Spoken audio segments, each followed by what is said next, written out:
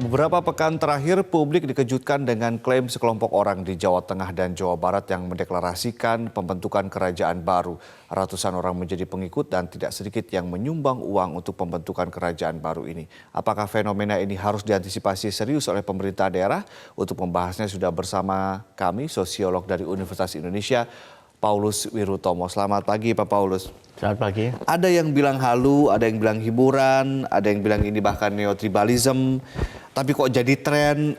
Sebenarnya apa yang terjadi menurut dari sudut pandang sosiologi?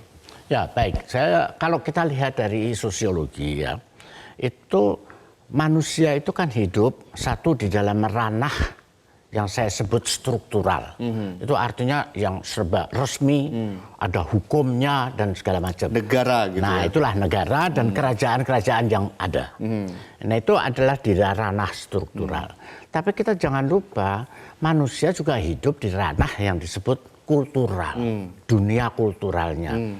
Nah, keduanya ini suatu ketika bisa saja kemudian seperti bersaing.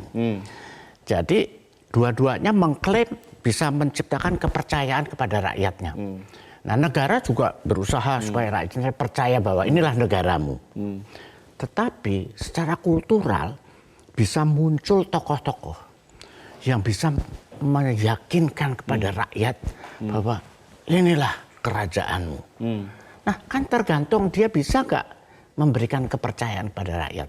Nah, cuma kepercayaan ini kadang-kadang bermasalah. Dia bisa pakai tradisi.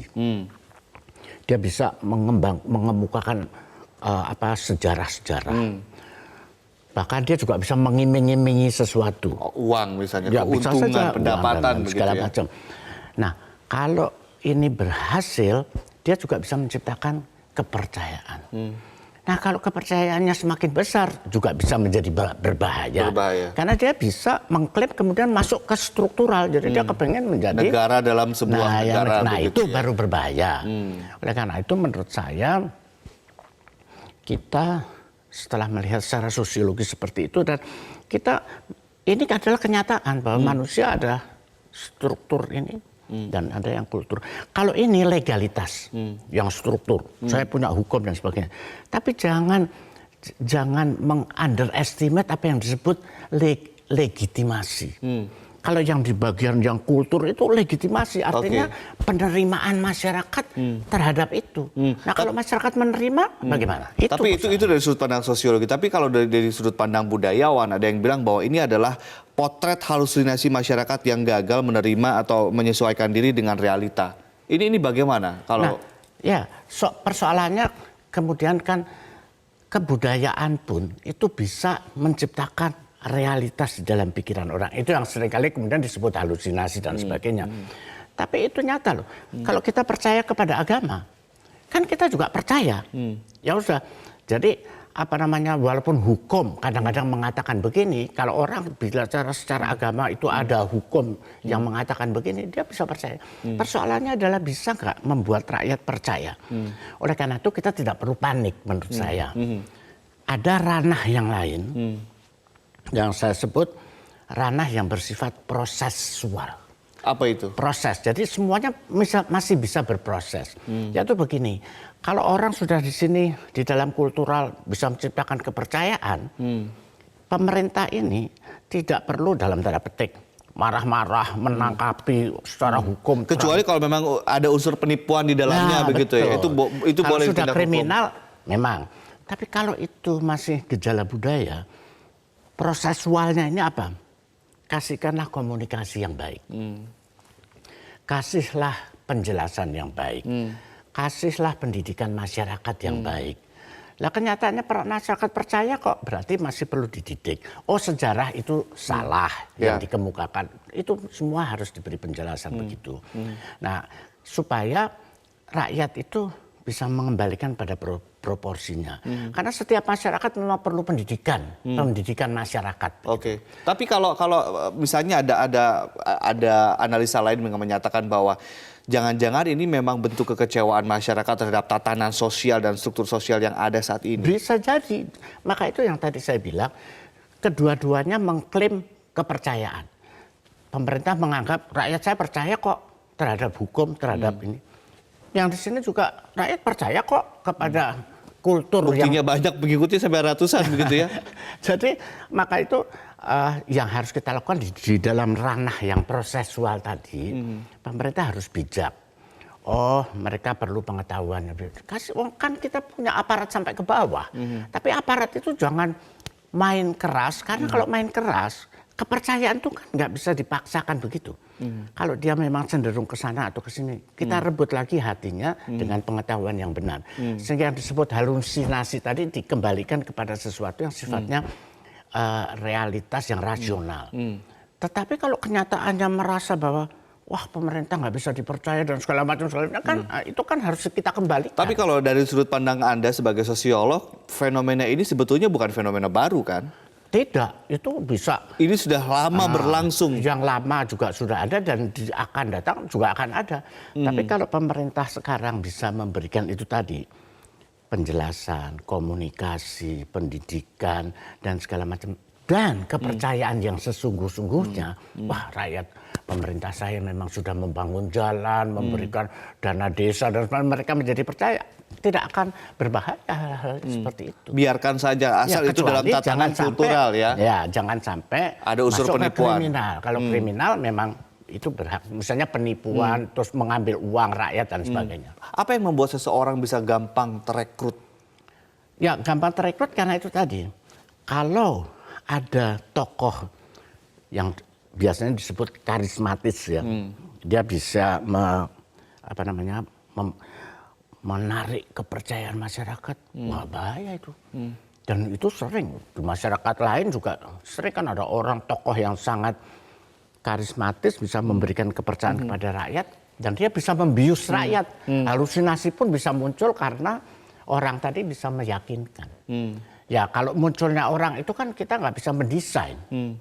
Mau kita cetak juga nggak bisa, mau kita lenyapkan juga kalau secara keras dia bisa, pendukungnya bisa semakin fanatik. Kan itu juga terjadi juga di bidang agama kan. Ada orang yang secara agama ini kultural juga nih. Dia mengklaim saya punya kekuasaan, saya ingin membuat suatu negara baru dan sama. Nah, cuma yang ini agama, ya. Ini tradisi bisa muncul. Oke, kalau misalnya ada analisa menyatakan bahwa munculnya gerakan-gerakan seperti yang adalah sebetulnya gerakan gerakan perlawanan terhadap ormas-ormas radikal, apakah itu juga bisa masuk akal dalam sudut pandang Anda? Iya, secara sosiologis juga begitu. Jadi secara kultural. Jadi kita jangan lupa loh, kekuatan kultural itu kan nyata sekali dalam kehidupan manusia. Dia bisa menggunakan kultural itu agama, tetapi dalam hal ini sekarang adalah tradisi, budaya, etnisitas, budaya lokal dan sebagainya. Sama aja, dua-duanya bisa muncul. Oke, Pak, kalau kita lihat kan ini di Jawa Tengah ada, lalu di Jawa Barat ada. Dalam pernah melakukan kajian atau mungkin berbincang dengan para pelaku atau para elemen masyarakat di bawah, apakah sebetulnya organisasi-organisasi ini atau perkumpulan-perkumpulan ini sangat banyak jumlahnya di Indonesia, Pak? Menurut saya sendiri tidak pernah meneliti secara nasional, tapi saya tahu baca sana sini dan mendengar dari beberapa teman ada banyak tempat. Cuman ada yang kecil-kecil sekali. Tetapi juga termasuk yang tadi, yang klaim-klaim yang berasal dari agama itu sama saja, dia juga bisa berbahaya.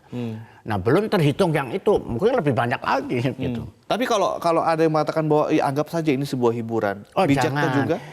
Jangan, maksud saya jangan hiburan dalam artian ya udahlah kita biarkan. Tetapi itu tadi loh, yang secara proses itu pemerintah harus campur tangan. Ini memang dunia yang masih bisa dibuat begini, biasa dibuat begitu.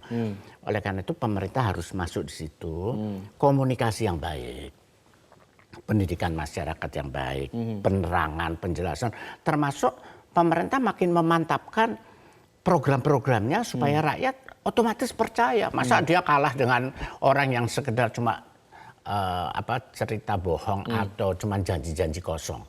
Nah, tapi kalau keadaan sini tidak enak, secara struktural tidak puas rakyat, akan sangat gampang rakyat itu percaya kepada orang yang karismatis tadi. Kalau misalnya penanganannya represif misalnya dengan penegakan hukum yang represif begitu, apakah kemudian ini tidak akan membuat organisasi-organisasi makin banyak atau? Betul, menurut saya tidak perlu terlalu represif lah, sebab Kecuali pada yang melakukan pelanggaran hukum kalau begitu dia ya? pembohongan dan ada klaim ya, kan kita tahu ya kalau rakyat dibohongin kan mereka sekarang juga lapor kan.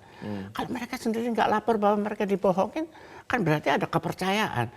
Tapi kalau itu nyata bahwa itu bisa nanti membahayakan mereka, ya disadarkan dengan baik-baik gitu loh. Jadi jangan pakai represi, kan itu persoalan budaya.